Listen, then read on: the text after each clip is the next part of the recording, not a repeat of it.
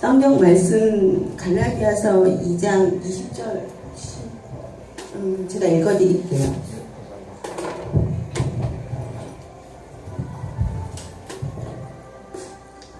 내가 그리스도와 함께 십자가에 못 박혔나니 그런즉 이제는 내가 사는 것이 아니요 오직 내 안에 그리스도께서 사시는 것이라. 이제 내가 육체 가운데 사는 것은 나를 사랑하사 나를 위하여 자기 자신을 버리신 하나님의 아들을 믿는 믿음 안에 사는 것이라.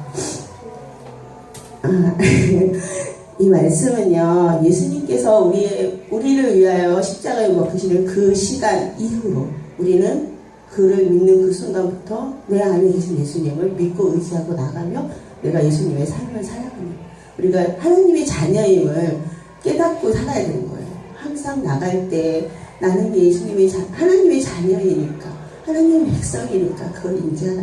그래서 섬겨 나갈 때 내가 하는 것이 아니고 하나님께서 하신다는 걸 인정하고 하면 나는 할 수 없어요. 나는 연약하니까. 하지만 하나님께서는 강하고 담대하세요. 우리는 그걸 의지하고 나가면 되는 게 성경이에요. 그럼 제가 저희 아이들이에요. 사진 어디 갔어? 사진 없어졌어요. 저희 아이들이에요. 이 아이가 그러니까 이때가 돌 지나고 한 15개월, 16개월 때 찍은 사진이고요. 예, 2살 차이거든요. 지금은 22살, 24살 됐어요. 좀 이따 사진 보여드릴게요. 이 아이들이 이렇게 예뻤어요. 이렇게 예뻤는데 너무 이쁘죠? 저 안 닮았어요. 저희 집에서 제일 암울했던 시기예요. 이 아이가 작은 아이고 이 아이가 큰 아이인데 ADHD 판정을 받았어요.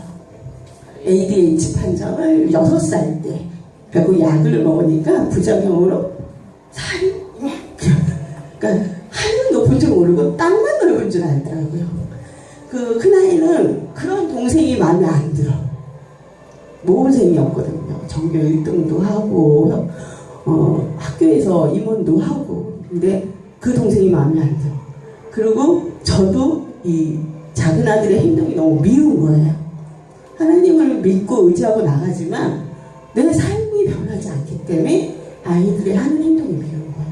동생 미워하는 큰아들도 미웠었어요.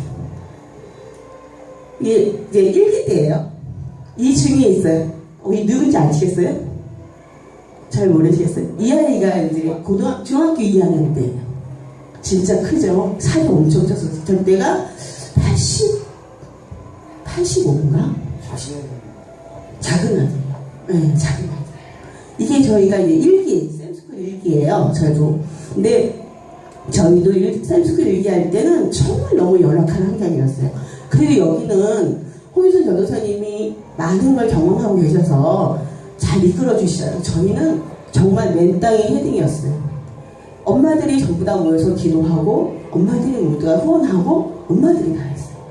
그러니까 자모회였던 거죠. 이 아이들의 자모회. 근데 이 아이가 중학교 2학년인데 표정 보이시죠? 내가 여기 왜 갔어? 그 표정이야. 근데 그 훈련 기간 동안에 나는 안 가겠대. 내가 왜 그곳에 가야 되니? 훈련 받는 거에 왜 가야 되니? 애들이 12명이 훈련을 갔는데 지금 너무 잘 들으시잖아요. 12명이 다 자. 이 아이들이 다 자는 거예요. 그나마 여학생들은 되게 말 잘 들었어요. 근데 남학생들은 엄마의 손에 이끌려서 갔기 때문에 가기 싫다는 거예요.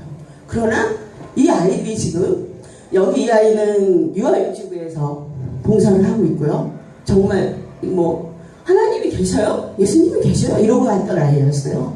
우리 아들은 로터대학교 실업과 2학년에 재학하다가 지금 군대 가서 군종병으로 예배 인도자를 하고 있어요. 그리고 여기 이 친구도 기타를 되게 잘 쳤거든요. 그러니까 이때부터 배우기 시작했던 것 같아요. 여기 찬양으로 지금 봉사를 하고 있어요. 12명을 한 명 한 명 다 쓰고 계세요. 가국 청에서. 근데 그 아이들이 처음부터 그랬느냐? 절대 안 그랬어요. 나는 내가 뭔데? 그럼 예수님이 있어? 이러던 아이들이었어요. 초등학교 4, 5, 6부터 있어요. 저희도 5학년부터 중학교, 고등학교. 이 친구가 이제 제일 큰 고등학교 1학년이었고 왔거든요. 근데 이 아이들을 데리고 이제 다음 며칠 후에 오실 노진환 목사님이신데 이분이 이 아이들을 인도하셨어요. 그리고 이제 이 중에 저기 보이죠? 기도하고 있는 거. 그거는 1기였고 여기는 3기예요.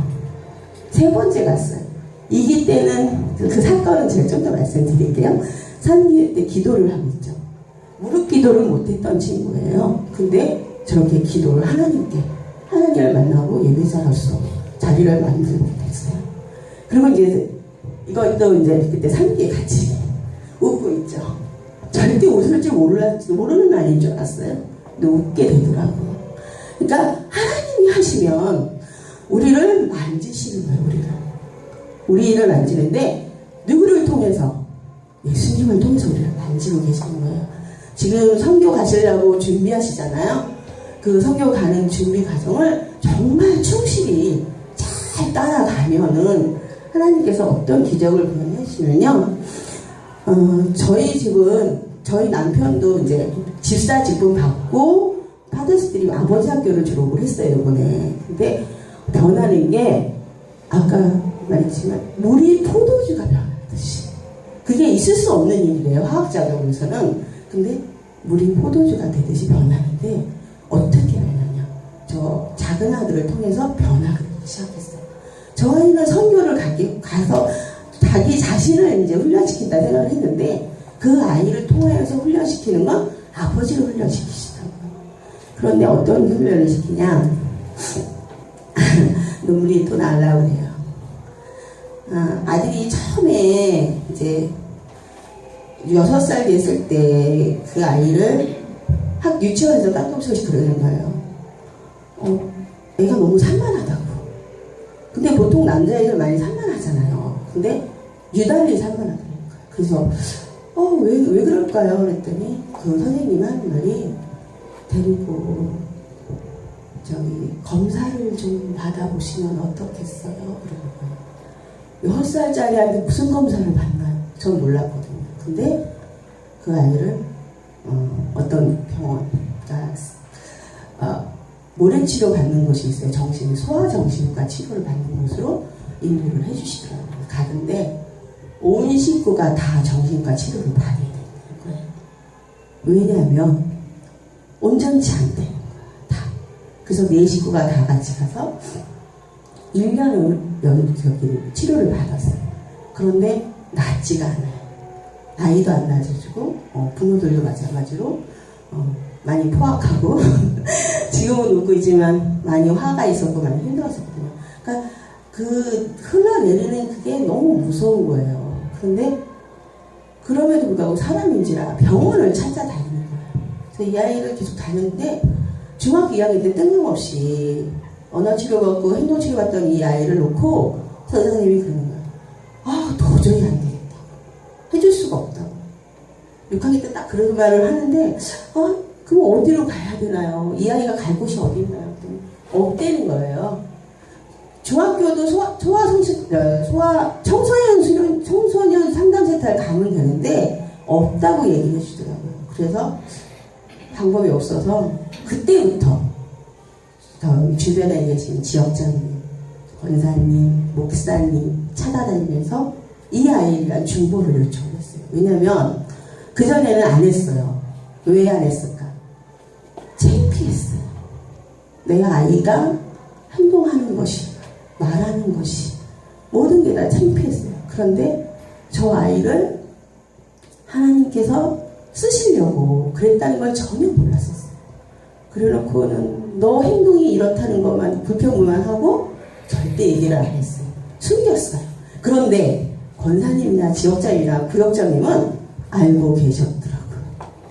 행동이 조금 그렇구나. 그러면서 저는 부탁 안 했지만 당신들이 보고 볼 때마다 머리 쓰다듬어 주시고 안아주시고 계속 중보를 했다고 하시더라고요. 저는 몰랐어요. 그때는. 그러다가 중보 요청을 하니까 그래 해줄게 흔쾌히 얘기를 하시면서 얘기를 해주신 거였어. 그때부터 이제 기도를 하는데 샘스쿨을 모집을 한다는 소리를 들은 거예요. 거기로 갈 수 있을까? 절대 갈 수 없다는 누구의 말이었냐면 신랑이었어요. 쟤를 어떻게 훈련을 시키겠느냐, 쟤를 어떻게 선교를 보내겠느냐. 왜? 지 아가림도 못했거든요. 옷도 싸지 못하는 거, 제대로 하는 게 하나도 없었어요. 단 한 가지 할 수 있는 건 잠자고 먹고 싸고, 세 가지밖에 할 줄 아는 게 없었어요. 근데 중학교 2학년인데도 수련회를 갔는데 어떤 일을 갔습니까? 누워서 예배 보는 애 보셨어요? 혹시 수련회를 갔는데 예배가 귀찮다고 누워 있었어요. 홍혜선 전도사님이 초등학교 5학년 때는 일어나라고 했더니 확 치더래요. 뭐냐고. 나는 이러고 있고 싶다. 건들지 말아야 했어요. 그래서 전도사님이 놀라셨다고 하시더라고요. 근데 그게 끝이 아니었어요. 수련회 갈 때만, 왜냐면 엄마가 보내니까 가긴 가요.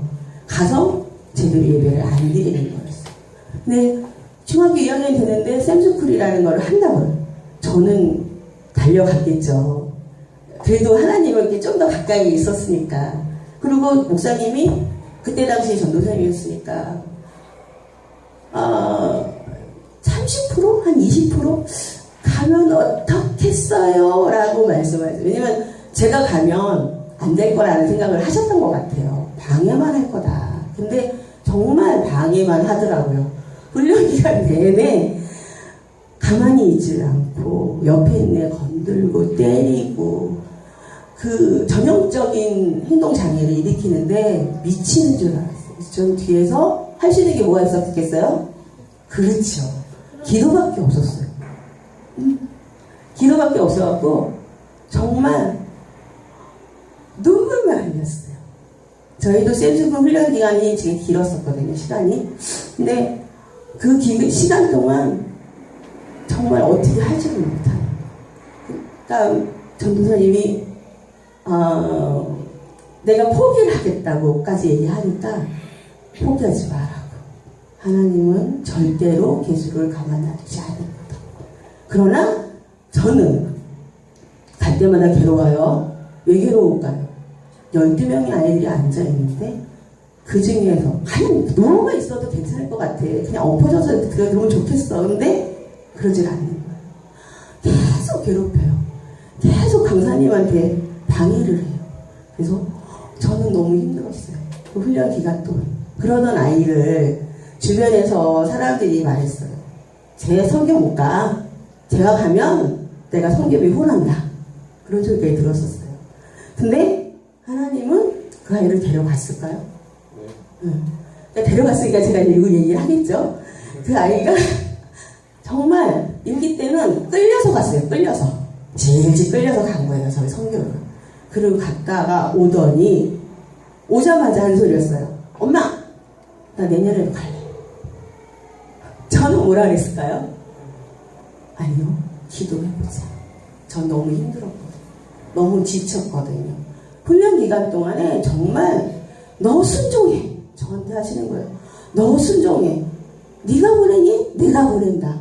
내가 데려가는 거야. 네가 보내는 게 아니야. 네가 하는 거 하나도 없어. 내가 하는 거야. 나만 믿어. 근데 저는 알아요, 하나님. 그렇지만 이건 아니잖아요. 이건 아니잖아요. 매번 했어요, 매번. 그래서 아이한테 기도해보자. 기도하고 하나님께서 응답 주시면 그때 가는 걸로 하자. 그랬어요. 그랬더니 아이가 하는 소리가 알겠다고. 그러면 기도해보자고. 그래서 제가 어떻게 했을까요? 기도를 했겠죠.